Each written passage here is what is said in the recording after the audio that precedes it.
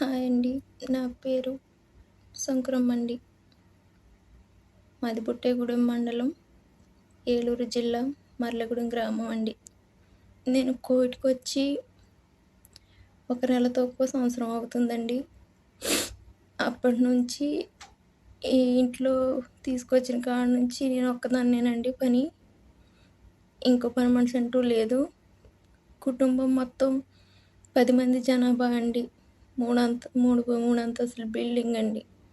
అప్పటి నుంచి వంట మనిషిని తీసుకొస్తానని అంటున్నారు కానీ ఇప్పటివరకు తీసుకురాలేదండి. ఇంకా అన్ని పనులు నేనే చేసుకోవాల్సి వస్తుంది. నాకు ఒంట్లో బాగుండట్లేదు. నేను మెట్లు ఎక్కి దిగలేకపోతున్నాను.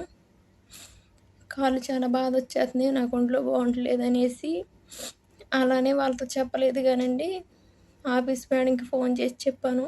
చెప్తే ఇప్పుడే నువ్వు అలాగంటే పని చేయడానికి వచ్చావా, దేనికి వచ్చావమ్మా అనేసి అన్నదండి. ఇంక సర్లే అనేసి ఇంక వాళ్ళకి ఎప్పుడు నేను ఫోన్ కూడా చేయలేదు, చెప్పలేదు. ఆ తర్వాత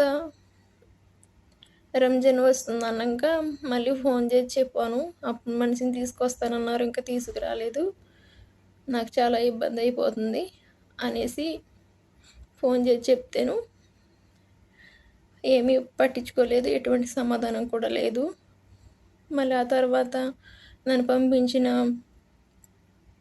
వెంకటలక్ష్మి గారికి చెప్పాను.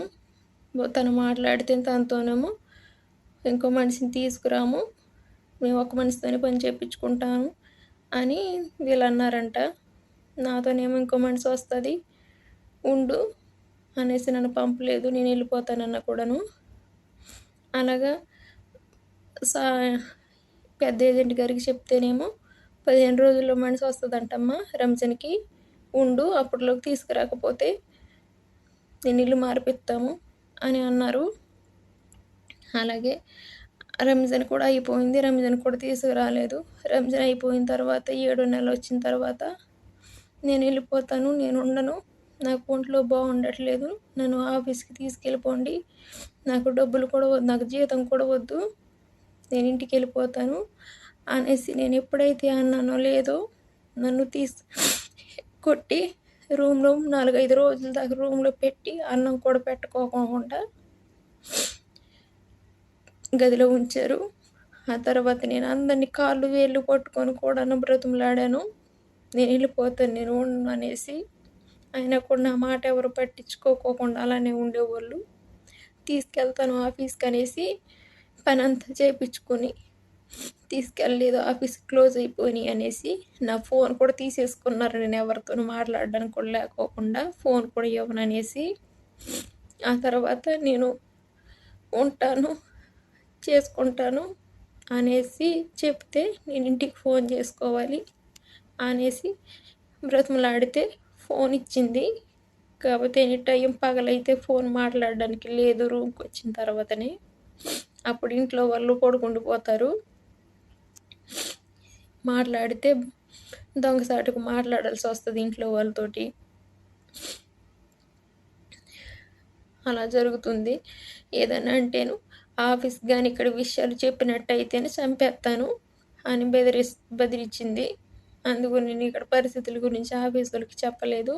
చెప్పినా కూడాను వీళ్ళని అడగొద్దని చెప్పాను. వాళ్ళని మీరు అడిగితే నన్ను ఇక్కడ చంపేస్తానని బెదిరిస్తుంది.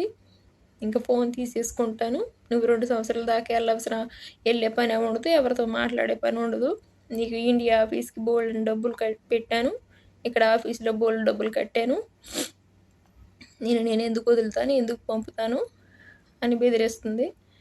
ఇండియా ఆఫీస్కి పంపిన డబ్బులు అయితే నాకు ఎవరు ఏమీ ఇవ్వలేదు. మాట్లాడితే డబ్బులు పంపాను, నేను పంపే పనే లేదు 2 సంవత్సరాలు అయ్యేదాకా అనేసి. కనీసంగా టయానికి తినడానికి ఏమీ ఉండదు, ఏదైనా వండుకొని తిన్నామన్న టైం ఉండదు. ఎంతసేపు లేచిన కాడ నుంచి వాళ్ళకి తినే చేసి పెడతామే సరిపోతుంది. నిద్ర ఉండదు. పొద్దున 5:30కి లేచిన కాడ నుంచి రాత్రి 1-2 అయిపోతుంది టైం. మళ్ళీ 5:30కి టయానికి లేగాలి. రాత్రి ఏ టైం అయినా అనుకో సరేను కానీ. ఇగో రాత్రి పార్టీ జరిగింది 2 వరకు.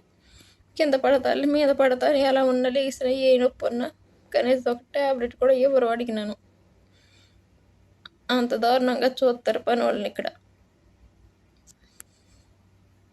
సరేనండి. సార్ ఎమ్మెల్యే సార్, ఈ శంకరు మా చెల్లండి, శంకరు మా చెల్లండి సంవత్సరం క్రితం వెళ్ళి చాలా ఇబ్బంది పడుతుందండి. వెళ్ళిన కాడ నుంచి చాలా ఇబ్బందిగా పడుతున్నారు. ఆయనకి భోజనం కూడా పెడతలేదంట. హెల్త్ కండిషన్ కూడా బాగోలేకపోతే ఆయన పట్టించుకోవట్లేదు, చూస్తలేదు. మీరే కత్తి సహకరించి ఇక్కడికి రప్పించండి. వాళ్ళ పిల్లలు కూడా చాలా ఇబ్బంది పడుతున్నారండి, ఏడుతున్నారు. అది వెంకటలక్ష్మి అనే ఆవిడ అంటండి.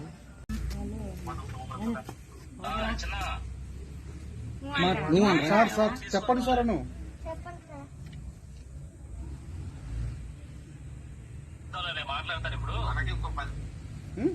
సరే అండి.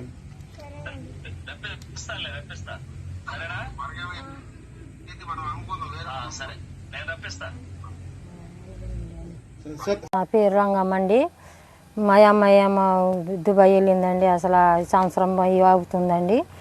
మరి మొన్న మళ్ళీ ఫోన్ చేసి నాకు అసలు హెల్త్ బాగోలేదని ఫోన్ చేసి తీసుకెళ్ళిపోండి అని చెప్తుందండి. మాకు ఏం తెలవక ఎవరిని అడగాలో ఎవరిని చెప్పాలో అని అనుకుంటున్నామండి. అందుకని ఎమ్మెల్యే గారిని పెద్ద పెద్దలు నిన్న అలాగే చెప్పి అడిగితేనేమో పంపిస్తారని అది బాధపడుతుందండి. అలాగే మేము కూడా చెప్పాలని అనుకుంటా అలాగే చెప్తున్నామండి. తీసుకురావాలని త్వరగా మా అమ్మాయిని మాకు పంపించాలని చెప్తున్నానండి. ఇద్దరు పిల్లలేమో ఇబ్బంది పడుతున్నారండి. వస్తుంది మా అమ్మ వస్తుంది అని వీళ్ళు ఏడుతున్నారండి.